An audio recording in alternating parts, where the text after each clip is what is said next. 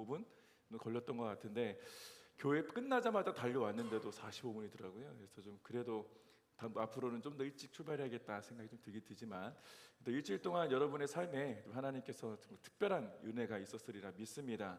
오늘 우리 함께 나눌 말씀은 이제 에베소서 말씀 지금 계속 보고 있는데, 특별히 에베소서는 전체 이야기가 좀 울리지 않아요? 소리?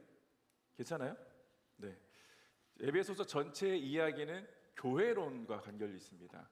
우리가 세울 교회가 아니라 하나님이 세우고자 하시는 교회에 관련된 말씀들이 녹아져 있기 때문에 말씀을 읽으시면서 또 저에게만 듣고만 끝내지 마시고 집에 가서도 한번 읽어보시면 좋을 것 같아요. 제가 목소리가 좀 굉장히 많이 이상하더라도, 좀 불편하더라도 잘 들어주시면 좋겠습니다. 이게 5개월 동안 안 낳고 있어요. 지금 어떻게 되는지 모르겠는데 하나님이 저에게 은혜를 주시고자 이렇게 하시는 것 같습니다. 자, 에베소서 2장 1절부터 10절까지 말씀을 함께 봉독하겠습니다. 에베소서 2장 1절부터 10절까지 말씀을 한 절씩 저와 여러분이 교독하겠습니다. 제가 먼저 읽겠습니다. 여러분 또한 여러분의 허물과 죄로 죽은 사람들이었습니다. 그때 여러분은 이 세상 풍속을 따라 자물을 따랐으니 곧 지금 불순종하는 아들들 가운데 활동하고 있는 영을 따라 살았습니다.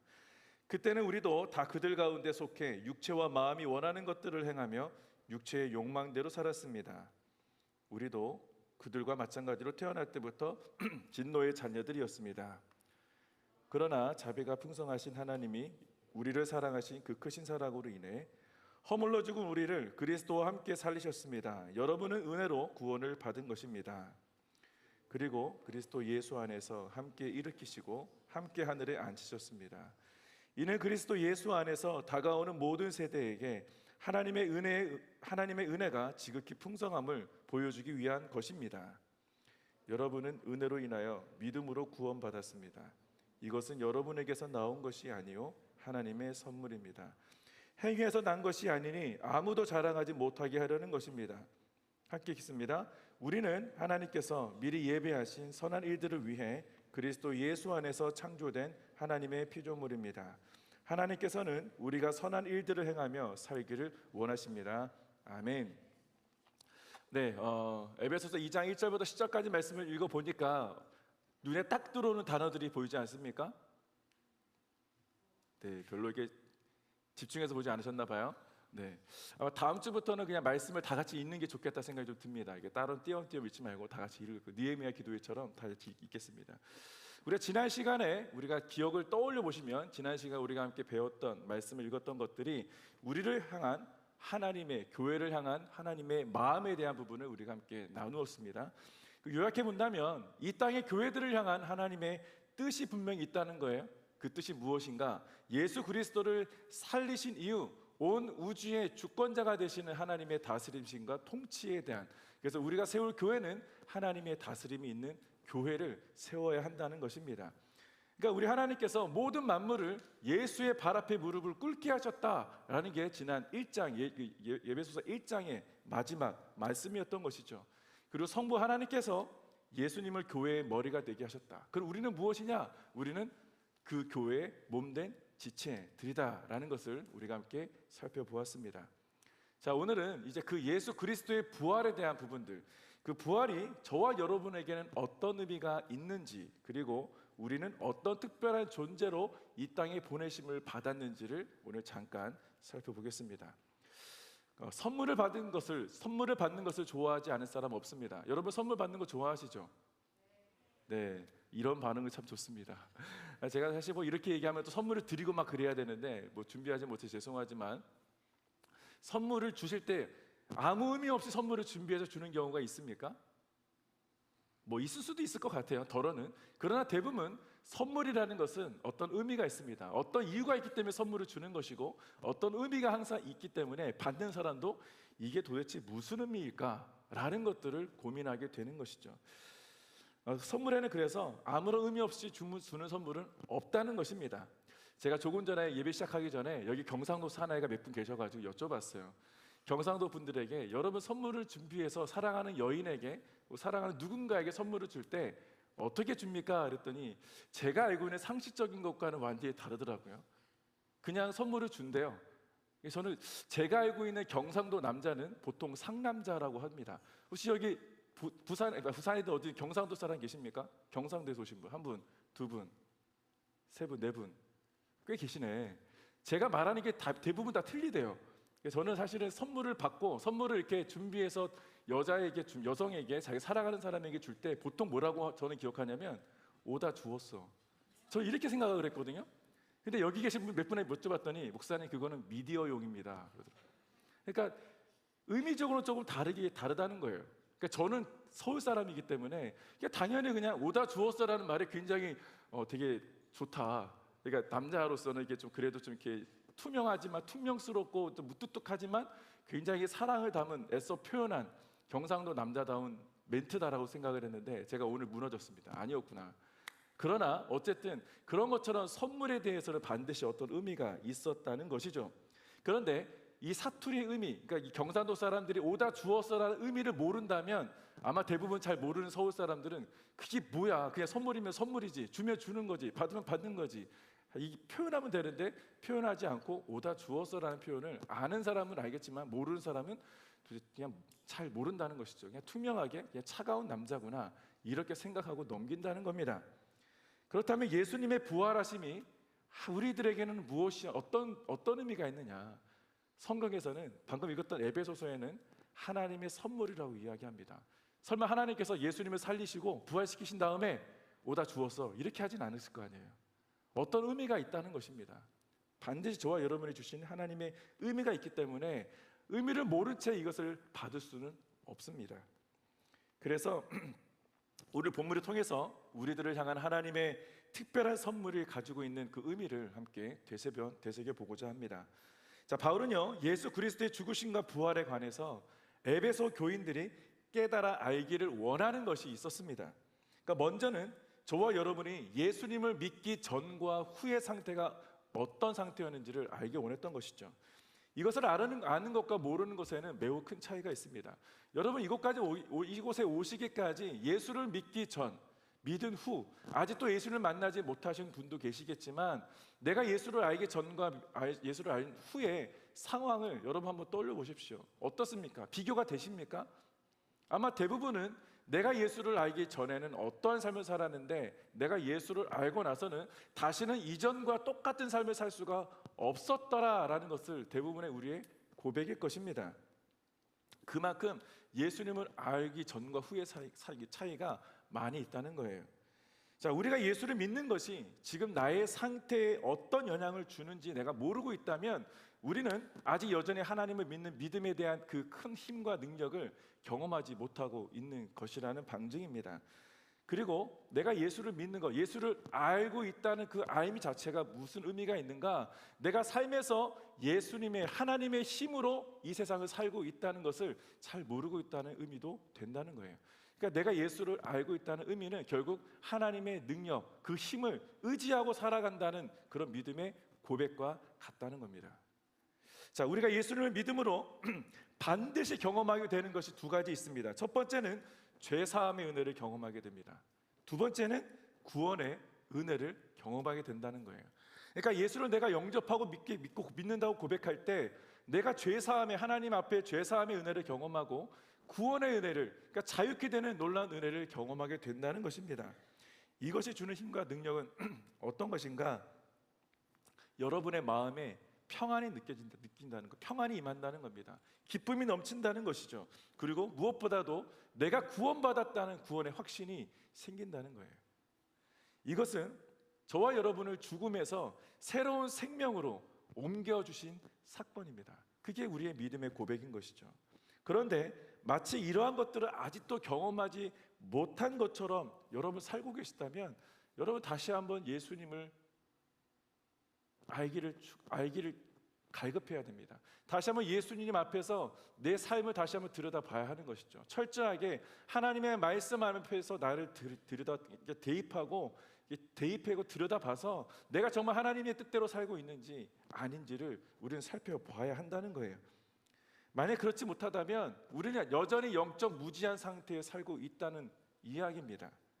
그러니까 바울이 전해지는 오늘 본문이 얼마나 중요한 이야기인지, 그냥 단순히 교회를 다니고 그냥 출퇴근하듯이 왔다 갔다 하는 그런 인생이 아니라 하나님의 말씀을 듣고 그 말씀에 순종하겠다는 믿음의 결단, 마음에 찔림이 있는 그런 상태가 올바른 상태라는 거예요. 바울은요, 우리가 이 땅을 살아가면서 복음을 알아야 하는 이유가 바로 거기에 있다라고 이야기합니다. 그러니까 바울은 우리가 예수를 믿기 전의 상태에 대해서 이렇게 이야기해요. 아까 읽었지만 1절부터 3절까지 말씀을 다시 한번 보겠습니다. 1절부터 3절입니다. 여러분 또한 여러분의 허물과 죄로 죽은 사람들이었습니다. 그때 여러분은 이 세상 풍속을 따라 허물과 죄 가운데 살았고 공중에 권세 잡은 자, 곧 지금 불순종하는 아들들 가운데 활동하는 있는 영을 따라 살았습니다. 그때는 우리도 다 그들 가운데 속해 육체와 마음이 원하는 것들을 행하며 육체의 욕망대로 살았습니다. 우리도 그들과 마찬가지로 태어날 때부터 진노의 자녀들이었습니다. 자, 뭐라고 얘기합니까? 예수님을 알기 전, 믿기 전에 우리의 상태는 진노의 자녀들, 불의의, 불순종의 아들들이라고 이야기하지 않습니까? 그러니까 예수님이 이 땅에 오시지 않았으면 우리는 지금도 여전히 어떤 상태입니까? 영적으로 죽어있는 상태라는 거예요. 허물과 죄로 죽은 사람들이라는 것이죠. 자, 바울은요, 그래서 예수가 없는 인생은 육체의 욕망대로 사는 사람이고 태어날 때부터 진노의 자녀들이라고 선언합니다. 그러니까 진노의 자녀들이란 그럼 도대체 어떤 사람들인가? 진노의 자녀들, 죄로 인해서 하나님의 심판과 진노 아래 놓인 인간들을 이야기합니다. 그러니까 우리의 죄를 우리가 극복할 수 없고 풀어낼 수 없기 때문에 그 죄의 자리에서 하나님의 심판 아래 놓여진 사람들이 진노의 자녀들이라고 얘기하는 거예요. 그러니까 우리 마음대로 살아가는 거죠. 여러분 욕망대로, 내가 하고 싶은 대로, 내가 살고 싶은 대로 살아가는 그 인생이 진노의 자녀들이라고 이야기하는 것입니다. 하나님 없이 살아가는 인생이기 때문에 하나님의 심판과 진노를 피할 수가 없다라고 이야기하는 것이죠. 부모님들이 그럼 언제 화가 납니까? 여러분들은 언제 보통 화가 나요? 언제? 뭐 여러 가지 이유로 화가 날 때가 많이 있죠. 여기 계신 부모님들도 계시고 그렇지 않은 분도 계시겠지만 우리 딸이 이 학교 학생이래요. 맞나? 오케이. 네. 여기 부모님들 몇 분 안 계시지만 저도 부모입니다. 제 딸이 최근 이번 주 내내 저를 화가 나게 해가지고 굉장히 많이 좀 이렇게 그랬는데 어저께 제가 좀 많이 용서를 빌었어요. 제 딸의 마음을 화가 난 게 대해서. 제 딸의 이름은 하경인데, 하경아 미안하다. 내가 너의 마음을 몰라서 화나게 했구나. 제 딸이 좀 마음이 어려웠던 게 뭐였냐면 아빠가 내가 친구가 필요한 이유를 잘 모른다는 이유였어요. 저는 아무 친구나 만나지 말라는 게 제 이유였고, 그러니까 그래서 제 딸이 엄마한테 한 얘기가 그거였더라고요. 내가 다시는 아빠한테 친구 얘기 안 할 거야. 그 말 딱 듣자마자 내가 실수했구나. 내가 딸이 나한테 하고 싶은 얘기가 있었던 것 같은데, 저는 그런 좀 약간 미안한 마음이 좀 어제 있었습니다. 그래서 용서를 빌었고 용서를 받았지만 하나님은 언제 화가 날까? 인간이 죄 가운데 있을 때, 하나님이 하신 말씀을 듣지 않을 때, 순종하지 않을 때 그 안에 분노가 있었대요. 근데 그게 우리를 향한 분노가 아니라 우리를 죄 가운데 놓이게 만드는 그 사단의 권세, 그 권세가 화가 나셨던 것이죠. 그런데 그렇게 우리를 마음을 흔드는 욕망대로 살게 만드는 그 사단의 권세가 우리를 끊임없이 주변에서 우리를 흔든다는 거 아니겠습니까? 지금도 여러분의 머릿속에는 어떤 생각이 있는지 잘 모르겠어요. 일주일 동안 여러분이 어떻게 사셨는지 모르겠지만 그 인생이 하루하루 순간순간 살다 보면 나를 끊임없이 욕망대로 살게 하고자 하는 마음들이 계속 일어난다는 것이에요. 그렇게 사단은 우리를 공격한다는 겁니다. 욕망대로 사는 사람은 심하게 말하면 내가 원하는 것을 반드시 풀어야 된다, 반드시 얻어야 되는 것이요, 얻어서 직성이 풀리는 사람이 욕망대로 사는 사람이라고 말합니다. 그런데 세상 사람들은 이러한 욕망대로 사는 사람들을 가리켜 뭐라고 얘기하는지 아십니까? 짐승 같아. 그렇게 표현한다고 해요. 짐승은 어떤 동물이죠? 자신의 욕구를 억제하지 못하는 못하는 동물을 짐승이라고 얘기합니다. 그만큼 욕망대로 사는 것은 주변의 상황을 돌아보지 않는다는 거예요. 내 마음대로 산다는 것이죠. 그러면 이러한 사람들은 어떻게 살게 되는가? 자연스럽게 하나님과 멀어지지 않겠습니까? 그리고 말씀과 동떨어진 삶을 살아가는 게 될 수밖에 없는 것이죠. 그러니까 예수님은요, 그래서 밭에 뿌려진 씨앗을 말씀하실 때 그 중에 가시밭에 떨어진 씨앗에 대한 비유를 설명하시면서 그렇게 조심하라고 말씀하십니다.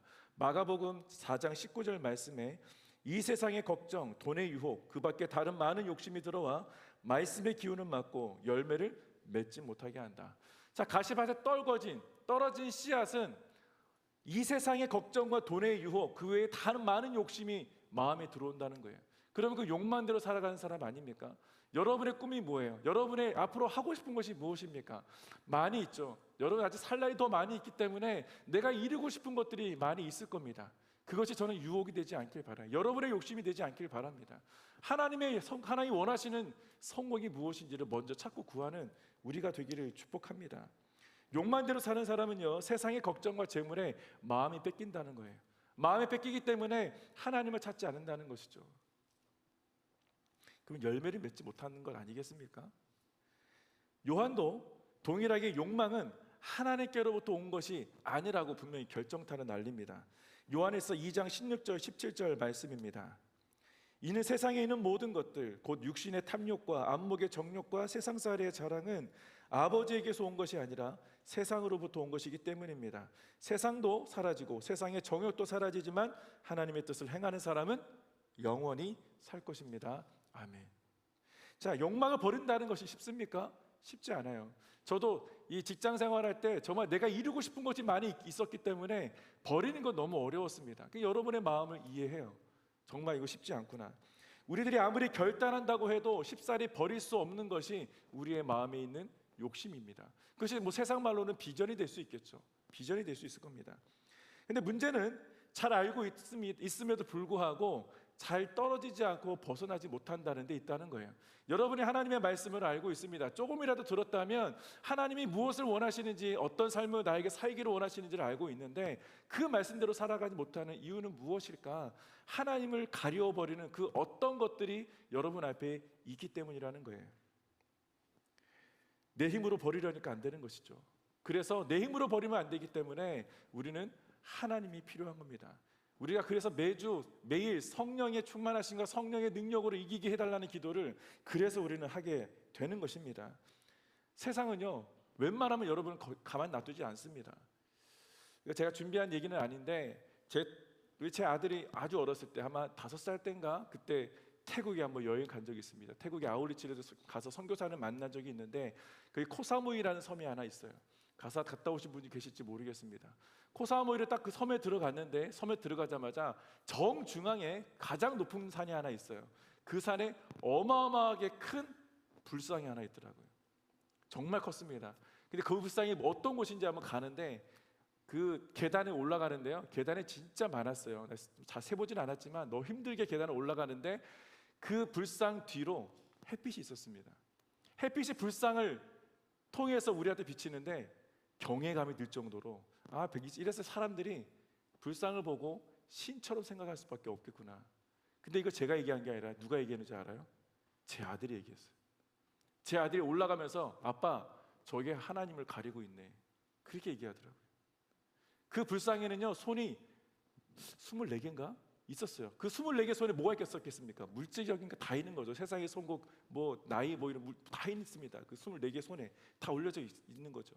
그 불상에 가서 기도하는 거예요. 내가 이룰 수 있는 욕망들 다 이뤄달라고. 그러니까 그것을 하나님을 버린다는 거예요. 바울이 얘기하고 싶은 거는 그런 겁니다. 자, 바울의 경고를 보십시오. 우리들은 원래 허물과 죄로 죽은 사람들이었습니다. 허물과 죄는 이 세상의 풍속을 따라가는 사람들이래요. 이 말이 왜 무서우냐면 예수가 아니었다면 지금도 여전히 우리는 공중의 권세 잡은 자, 그 사탄에 따르는 불순종의 알들들이 지금도 되어서 죄 가운데 살았기 때문입니다. 골로새서 3장 5절부터 7절 말씀을 제가 읽어드리겠습니다. 그러므로 땅에 속한 지체들을 죽이십시오. 그것들은 음행과 더러운 것과 정욕과 악한 욕망과 탐심입니다. 탐심은 우상 숭배입니다. 이것들로 인해 하나님의 진노가 불순종의 아들들에게 임합니다. 여러분도 전에 그들 가운데 살 때는 그것들 안에서 행했습니다. 자, 바울은 계속 동일한 마음을 계속 갖고 있는 거예요. 에베소 교인들에게, 골로새에 있는 교인들에게 동일한 마음들. 너희는 전에는 어둠이었다. 전에는 진노의 자녀들이었다. 불순종의 자녀들이었다는 것이죠. 예수님을 모르는 상태, 믿지 않은 상태를 가리켜 진노의 자녀들이라고 정의를 내린다면 땅에 속한 것을 우리는 죽이지 않으면 우리는 여전히 우상 숭배하는 사람과 같다는 얘기 아니겠습니까? 그러니까 이 문제를 해결해야 하는 거예요. 이 문제를 해결하지 않으면 우리는 하나님과 어떤 방법으로도 연합할 수가 없습니다. 함께 할 수가 없는 거예요. 자, 우리는 본성적으로 죄 가운데 태어났다라고 이야기합니다. 죄로 가득한 세상 속에서 욕망대로 살 수밖에 없는 죽은 사람들이었습니다. 죽었다는 것은 하나님과 단절됐다는 것 아니겠습니까? 그러니까 이것을 우리의 힘으로 절대로 해결할 수 없고 해결될 수도 없기 때문에, 그래서 우리는 예수님을 찾게 되는 것이죠. 근데 예수님을 모르던 그 시대는 어떻게 됐냐 말입니까? 하나님께서 그래서 모세를 통해서 율법을 전해 주셨습니다. 하지만 율법은요, 바울이 얘기한 것처럼 죄를 깨닫게 하는 도구밖에 될 수가 없습니다. 그러니까 율법이 있기 전에는요, 죄를 죄로 알지 못했다는 것 아니겠습니까? 그러니까 율법이 만들어지기 전에는 이게 죄인지 아닌지를 아리송했다는 거예요. 그런데 율법을 통해 죄를 깨닫게는 되었습니다. 그런데 율법을 지키면 지킬수록 어떤 마음만 드느냐? 이거 내 힘으로 할 수가 없네. 내 힘으로 구원을 이룰 수가 없네. 하나님 만날 수가 없네. 아무것도 할 수가 없다는 거예요. 도저히 죄의 문제를 내가 해결할 수 없다는 깨달음을 주는 것이 율법이라는 겁니다. 그런데 보십시오. 이스라엘 백성들이 하나님께서 지켜야 할 율법을 주셨음에도 불구하고 그들이 율법을 지키던가요? 한번 나중에 구약을 보십시오. 율법을 지키지 않습니다. 지키는 사람이 있었긴 있었겠죠. 많이 있지 않다는 거예요. 찾기가 어렵다는 것이죠. 성경은 오히려 더 많은 죄를 이스라엘 백성들이 지었더라라는 말씀만 기록되어져 있습니다. 하나님의 진노 아래 놓여진 백성들, 하나님의 심판이 임하고 징계가 있었던 그 시절이 계속 반복되지 않습니까? 그러니까 율법으로는 죄의 문제가 해결되지 않는다는 것을 오히려 우리는 깨닫게 되는 겁니다. 죄를 지으면 어떻게 해야 됩니까? 그 죄는 대가를 치러야 합니다. 세상 속에서도 우리가 죄를 지으면 대가를 반드시 치르게 되어 있습니다. 그렇기 때문에 하나님 앞에 죄를 지으면 우리는 어떻게 해야 되는가? 제사장 앞에 나아가야 합니다. 제사장 앞에 내 대신 죽을 짐승을 데리고 가는 거예요. 끌고 가야 하는 것이죠. 그리고 그 짐승을 죽이고 나서 속죄제, 축제제를 드리고 나면 그 죄에 대해서는 해결이 될 수는 있습니다. 그런데 우리가 그날만 죄를 짓습니까? 매일 지는 죄가 있어요. 똑같은 죄를 반복해 지지 않습니까? 얼마나 많은 짐승들이 나 하나 때문에 죽어나갔겠습니까? 이스라엘 백성들 그냥 출애굽할 당시에 그 백성들만 따져도 200만 명 정도 된다고 합니다. 200만 명. 그들이 매일 죄를 안 짓고 산다는 보장이 없잖아요. 그 짐승이 200만 마리가 넘게 있다, 얼마나 있다는 거야? 엄청나게 많이 있는 것이죠. 자, 오죽하면 하나님께서 이런 말씀을 하셨을까? 사무엘상 15장 22절입니다. 그러자 사무엘이 대답했습니다. 여호와께서 여호와의 음성을 순종하는 것보다 번제와 다른 제사들을 기뻐하실 것 같소. 순종이 제사보다 낫고 귀 기울이는 것이 순양의 기름보다 낫소. 그러니까 하나님 앞에 온전히 예배하는 자들의 모습은 어떤 모습인가? 하나님의 음성에 귀를 기울이는 것, 하나님 앞에 온전히 나아가는 것, 오히려 그것이 낫다는 것이죠. 순종이 낫다는 것입니다. 이 말씀대로라면 하나님의 음성을 듣고 그 말씀에 순종한다면 죄를 지을래야 죄를 지을 수가 없겠구나라는 것을 우리는 생각해 볼 수 있지 않겠습니까? 죄는요, 여러분 다 지어보셨죠? 지어보셔야 알겠지만 처음 짓는 건 어렵죠. 그러나 한 번 짓기 어려운 거지 계속 짓는 것은 쉽습니다. 죄에 대해서 무감각해지기 때문이에요. 무뎌지기 때문입니다. 자신의 죄를 속죄하기 위해서 대신 죽는 짐승을, 처음에는 짐승을 죽을 때 끔찍합니다. 여러분 짐승 죽여보셨어요? 한 번이라도 죽여보신 적 있으세요? 대부분 없을 거예요. 저는 군대에서 죽여봤습니다. 되게 엄청난 큰 돼지를, 이만한 하마를 가지고, 끔찍하니까 말을 안 할게요. 그 정도로 이게 사람 생명을 죽인다는 게 너무 끔찍해요. 죄 지은 사람이 내 앞에서 짐승이 죽어나가는 걸 보는데 끔찍하죠. 아, 죄 지으면 안 되겠구나. 처음에 그런 끔찍함 속에 있지만 한 번 짓는 게 어렵다니까요. 두 번, 세 번 반복됐을 때 점점 무뎌지는 거예요. 짐승의 죽어가는 울음소리, 그 피가 별로 아무렇지 않게 느껴지는 게 죄라는 겁니다. 이게 얼마나 영적으로 죄에 대해서 무감각해지는 것이 얼마나 무섭습니까? 그래서 하나님은요, 끊임없는 인간들의 죄의 문제를 단번에 해결하셔야겠다는 하나님의 계획을 세우신 것입니다. 그러니까 습관처럼 드려지는 제사가 아니라 단번에 해결하기 위해서, 그래서 예수님을 희생의 제물로 삼으셔서 이 땅에 보내신 것이죠. 4절부터 5절입니다. 그러나 자비가 풍성하신 하나님이 우리를 사랑하신 그 크신 사랑으로 인해 허물로 죽은 우리를 그리스도와 함께 살리셨습니다. 여러분은 은혜로 구원을 받은 것입니다. 아멘. 자, 죄가 없으신 예수님께서 이 땅에 오신 이유는 무엇인가? 하나님 안에 있는 성품인 자비와 사랑 때문이라고 성경 이야기합니다. 그러니까 우리를 진실하심으로 신실하심으로 사랑하셨기 때문에 오셔야 했던 것이죠. 그냥 우리 죽음으로 가는 그 길을 하나님은 가만히 보고 있을 수는 없었기 때문입니다. 그 자비와 사랑은요, 우리와 함께 교제하고 싶은 열정이라는 거예요. 우리도 누군가 사랑하게 되면 어떻습니까? 하루가 멀다 하고 오늘 헤어지는 게 아쉽지 않습니까? 오늘 헤어지는 게 어려워서 싫어서 좀만 더 있다, 좀만 더 있다, 좀만 더 있다 이렇게 하다 밤을 새는 경우가 많이 있잖아요. 없어요? 아직 연애를 안 하셨나? 아마 그런 기억이 있으리라 생각합니다. 저도 제 아내랑 연애할 때는 떠올려 보면 너무 헤어지는 게 아쉬워서 좀만 더 있다 갑시다, 좀만 더 대화하고 갑시다. 그래서 새벽 2시, 3시에 미안합니다 그렇게 들여보낸 적도 있습니다. 그런 것처럼 내가 정말 사랑하면 그 열정 때문에 더 가까이 있고 싶은 거예요. 여러분이 하나님을 사랑한다면 그 하나님 말씀을 더 깊이 알고 싶어서 말씀을 가까이 하고 싶지 않겠습니까? 이 예배의 자리에 더 빨리 오고 싶지 않겠습니까? 근데 단순히 예수님께서 오심으로 우리의 죄가 자유롭게 해결되느냐, 그것이 아니라는 거예요. 하나님께서 죄의 문제를 해결하도록 마련해 놓으신 방법대로 해야 한다는 거예요. 예수님께서 모든 인류의 죄를 대속하시기 위해서 십자가를 지셔야 했다는 것이죠. 그리고 십자가에서 반드시 피를 흘리셔야 했기 때문에 우리들은 그제서야 그 피로, 그 십자가의 죽으심과 피로 죄의 문제가 해결되었다. 그런데 하나님의 계획은요, 여기서 멈추지 않았습니다. 5절에 보니까 그리스도와 함께 살리셨다고 말하는데, 그리스도와 함께 살리신 것이 예수님만 살리신 것이 아니라 저와 여러분도 죽음에서 살리셨다라고 말씀하고 계시는 겁니다. 그러니까 다시 말해서 예수님께서 십자가에서 죽으심은 곧 우리들도 그 허물로 인해서 십자가에서 같이 못 박혀 죽었다는 것 아니겠습니까? 우리가 죽지 않으면요, 우리의 살리심도 없는 겁니다. 그래서 우리들이 예수와 함께 죽고 예수와 함께 살리심을 받았다는 것을 이야기하는 것이죠. 그리스도 안에서 새 생명을 누리며 살게 되는 축복을 우리가 얻게 되었다라고 바울은 이야기하는 것입니다. 자, 로마서 6장 4절부터 8절 말씀이 이 말씀을 조금 더 구체적으로 설명합니다. 로마서 6장 4절부터 8절입니다. 그러므로 우리는 그리스도의 죽으심과 연합해 세례를 받음으로써 그분과 함께 묻혔습니다. 이는 그리스도께서 아버지의 영광으로 인해 죽은 자들 가운데서 살리심을 받은 것처럼 우리도 또한 새 생명 가운데서 살게 하려는 것입니다. 우리가 그리스도의 죽으심과 같은 죽음으로 그분과 연합한 사람이 됐다면 분명히 우리는 그리스도의 부활하심과 같은 부활로도 그분과 연합한 사람이 될 것입니다.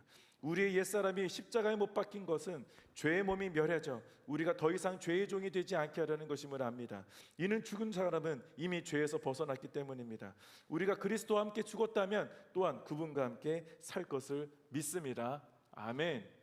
자, 이 말씀이 좀 어렵다면 그래서 갈라디아서 말씀을 우리가 보통 로마서 읽을 때 같이 읽으라고 하는데, 갈라디아서 2장 20절 말씀에 이 말씀을 조금 더 축약해서 쉽게 설명해 놓고 있습니다. 갈라디아서 2장 20절입니다. 나는 그리스도와 함께 십자가에 못 박혔습니다. 그러므로 이제 더 이상 내가 사는 것이 아니라 내 안에 그리스도께서 사시는 것입니다. 지금 내가 육체 안에 사는 것은 나를 사랑하셔서 나를 위해 자신의 몸을 내주신 하나님의 아들을 믿는 믿음으로 사는 것입니다. 아멘. 자, 이 근거로 예수님의 부활은요, 곧 우리들에게는 새로운 생명을 주신 부활의 증거라고 이야기합니다. 그러니까 저와 여러분이 예수 안에 머물게 되는 놀라운 축복을 허락해 주신 것이죠. 그래서 그리스도와 함께 죽고 그리스도와 함께 다시 살리심을 받은 것이 바로 저와 여러분이라는 것입니다. 그러니까 우리 스스로의 공로가 있어서 살리심을 받은 것이 아니라 오직 예수 그리스도의 십자가의 공로로 우리가 살리심을 받은 것이죠. 자, 얼마나 놀라운 은혜입니까? 그러니까 이런 하나님의 자비하심과 사랑 그리고 은혜로 우리에게 주신 것이 구원입니다. 그러니까 이 구원은 우리들을 이제 불순종하는 진노의 아들들에서 약속의 상속자인 하나님의 자녀가 되게 하셨다고, 이것이 하나님의 능력이라고 우리 에베소서 1장을 통해서 함께 배웠습니다.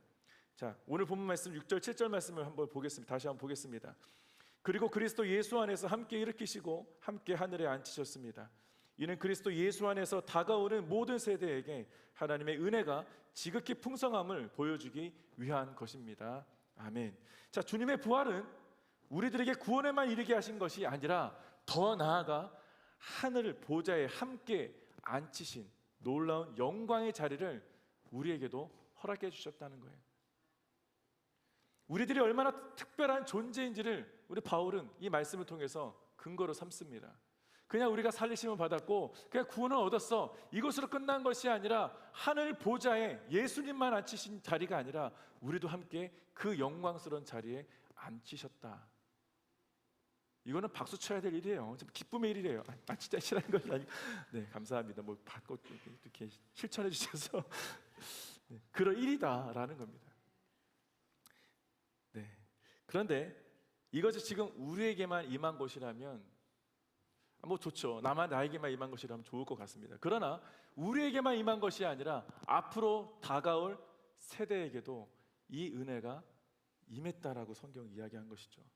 그런데 이 은혜를 보기 위해서는 필요한 것이 있습니다. 그것은 믿음입니다.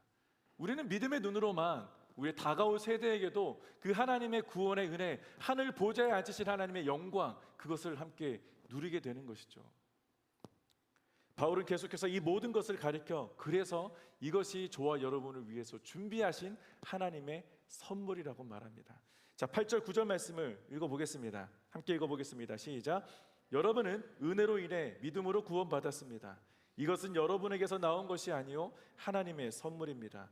행위에서 나온 것이 아니니 아무도 자랑하지 못하게 하려는 것입니다. 아멘. 자, 이 말씀에 따르면 예수님께서 죽을 수밖에 없던 우리들에게 구원이라는 놀라운 하나님의 선물을 주셨다라고 말합니다. 그런데 그것을 은혜로 받았다는 것을 그럼 과연 무엇을 통해서 증명하냐는 거예요. 믿음으로만 증명할 수 있다는 겁니다. 믿음으로만. 자, 우리는 구원의 은혜를 그 누구도 값을 치르지 않고 받은 사람들입니다. 그러니까 내가 값을 치르고 받은 것이 아니라는 것이죠. 구원이라는 것, 새 생명이라는 것. 그래서 우리는 예수 안에서 하나님의 은혜를 거저받은, 선물 받은 사람들이라는 것입니다. 아마 이런 면에서는 하나님께서 이렇게 말씀하시는 것 같아요. 오다 주었어 하고 다 주신 걸 수도 있겠죠. 내가 구원받기 위해서 어떠한 노력과 행위를 해서 얻은 것이 아니라는 겁니다. 철저히 모든 것이 하나님의 전적인 은혜였다. 모든 믿는 자들에게 값없이 주어진 은혜, 예수님의 십자가의 공로로 그 은혜를 우리가 믿음으로 바라보게 됐고 믿음으로 얻게 된 것입니다. 근데 어떤 사람은요, 이것을 오해하며 말합니다. 나의 선한 행위가 없이는 어떻게 구원에 이룰 수 있겠느냐라는 거예요. 선한 행위는요, 믿음으로 구원을 얻은 자에게 그 결과로 행해지는 것입니다. 여러분이 믿는 자라면 당연하게 선한 행실이 드러나야 되는 것이죠. 억지로가 아니라 자원하는 마음으로, 내가 믿는 사람으로서 예수 그리스도 안에 있는 그 성품을 본받은 사람이기 때문에 하나님께서 말씀하신 대로 살아간다면 그 자체로서 선한 행실이 드러나게 될 줄로 믿습니다. 우리의 구원은요, 오직 그분의 전적인 은혜입니다. 오직 예수님을 믿는 믿음으로 그 전적인 구원의 은혜를 얻게 됩니다. 그런데 10절을 보니까 제가 조금 전에 말씀드렸던 그 선한 행위에 대한 부분이 좀 나옵니다. 우리 마지막으로 10절 말씀 읽어보겠습니다. 우리는 하나님께서 미리 예비하신 선한 일들을 위해 그리스도 예수 안에서 창조된 하나님의 피조물입니다. 하나님께서는 우리가 선한 일들을 행하며 살기를 원하십니다. 아멘. 자, 우리가 하나님의 전적인 구원의 은혜를 얻기 위해서는 우리의 선한 행위가 필요 없다고 말씀하셨어요. 우리의 행위나 어떤 그런 그 선한 행실 때문에 얻는 것이 아니라고 말씀을 드렸는데, 그럼 이건 무슨 말씀이냐라는 질문이 생길 수 있지 않습니까? 우리들의 정체성을 보다 명확하게 해주는 본문이 바로 이 본문이라는 거예요. 그러니까 바울은 우리들은 구원을 받고 끝나는 인생이 아니라는 것이죠. 그러니까 하나님의 선한 일들을 위해서 지으심 받은 하나님의 피조물이라는 결론을 내릴 수 있게 되는 것입니다. 다시 말해서 구원받은 성도답게 살라는 것 아니겠습니까? 교회는 교회답게, 성도는 성도답게. 하나님께서 원하시는 선한 일이 무엇이냐? 하나님의 뜻대로 살아가는 것이 선한 일이고, 하나님의 구원을 받은 은혜를 구원받은 그 성도로서 이 땅에 예수 그리스도의 은혜를 여러분의 삶을 통해서 흘려보낼 수 있는 것이 선한 일 아니겠습니까? 하나님이 그렇게 살기를 원하신다는 것이죠. 그렇다면 하나님께서 원하시는 성도다운 일은 도대체 정확하게 무엇이냐? 어떠한 목적으로 우리를 창조하셨는가라는 질문을 먼저 머릿속에 떠올리셔야 합니다. 나를 왜 부르셨을까? 우리를 왜 창조하셨을까? 성경에서는요, 여러 가지 창조의 목적이 있지만 가장 대표적으로 우리를 창조하신 목적이 있다고 분명히 이야기합니다. 이사야에서 보면은 하나님을 찬양하기 위해서 너희를 창조했다, 우리를 창조했다고 분명하게 말씀하십니다. 그러면 우리가 제일 먼저 해야 될 게 무엇이냐? 하나님을 찬양하는 것이죠.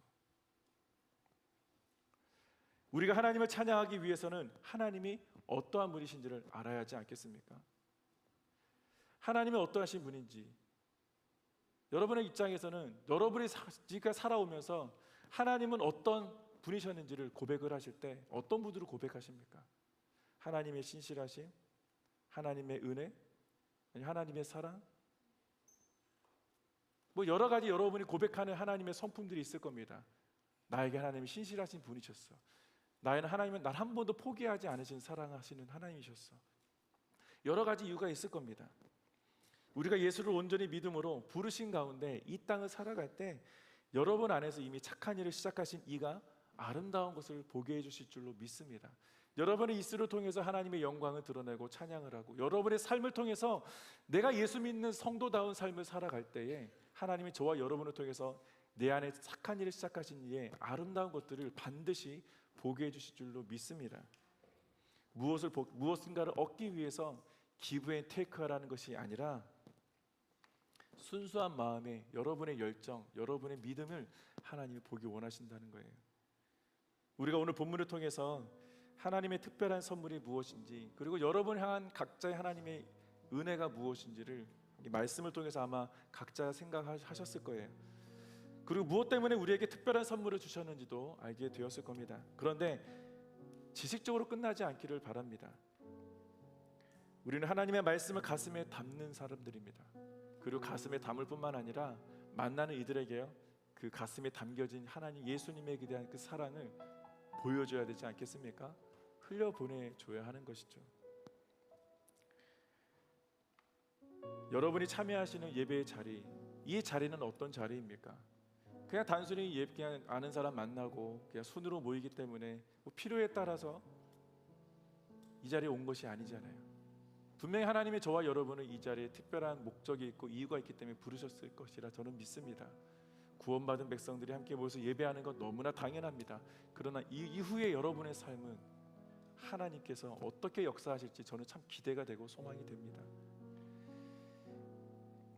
우리는 이 땅에 살아가면서 하나님께서 원하시는 것을 어떻게 이 땅에 흘려보내줘야 할까? 여러분이 섬기는 자리 잘 섬기시면 됩니다. 여러분이 예배의 자리를 잘 섬기시면 됩니다. 그리고 무엇보다도 말씀을 가까이 하십시오. 그냥 얘기하는 게 아니라, 그냥 말씀드리는 것이 아니라, 제가 오늘 1부, 2부 때도 설교를 제가 했는데 우리 우번에서 말씀 전할 때 그 얘기를 드렸어요. 하나님과 가까이 하는 것, 그것이 주님이 원하시는 것이고 하나님의 뜻을 분별하는 것이고 하나님의 음성을 듣는 가장 최고의 방법이라고. 여러분, 주님 음성 듣고 싶지 않습니까? 저 어렸을 때 전 하나님 음성을 솔직히 들었어요. 지통계시는 없었지만 제가 지금 보청기를 하고 있는데 전 어렸을 때 양쪽 귀 수술을 했습니다. 왼쪽 귀는 아예 나가버렸어요. 근데 제 왼쪽 귀 수술할 때 제가 외우고 있었던 말씀이 있었습니다. 하나님은요, 그냥 이게 따뜻하게 찾아오셔서 성서가 이러면 참 너무 좋겠는데 그렇게 하지 않으시더라고요. 제가 그때 외웠던 하나님 말씀이 이사야 43장 1절부터 3절까지 말씀이었어요. 갑자기 하려니까 이게 좀 준비가 안 돼서 잘 안 되지만, 그 내용은 너가 불 가운데 가 있다 할지라도 너를 사르지도 못할 것이고 물 가운데 가 있다 할지라도 물이 너를 덮지도 못할 것이다. 내가 너를 보호해 주기 때문에. 그 말씀이었어요. 근데 처음으로 수술실 들어가는데, 요즘의 수술실은 좀 이렇게 옛날처럼 이렇게 열악한 건 아닌 것 같아요. 요즘 수술실은 뭐 사람 모양대로 되어 있고 뭐 차가운 바닥도 아니고. 저는 어렸을 때 그때가 이제 85년인가 그때였는데, 그때 수술실 들어가는데 그때는요, 요즘 뭐 식당 가면 그냥 고기 다질 때 그냥 철판에 첩퍼덕하고 다지잖아요. 제가 거기 철판에 올라가서 이러고 있더라고요. 등이 엄청 차갑고 시체실도 아마 그럴 거다 생각이 좀 들 정도로 너무 온몸이 차가운데 그곳에서 너무나 두렵고 떨린 마음으로 있는데, 어느 순간에 어머님이 제가 수술실 들어가는 그 길에 성서가 하나님 말씀 암송해 이렇게 하고 싶으셨대요.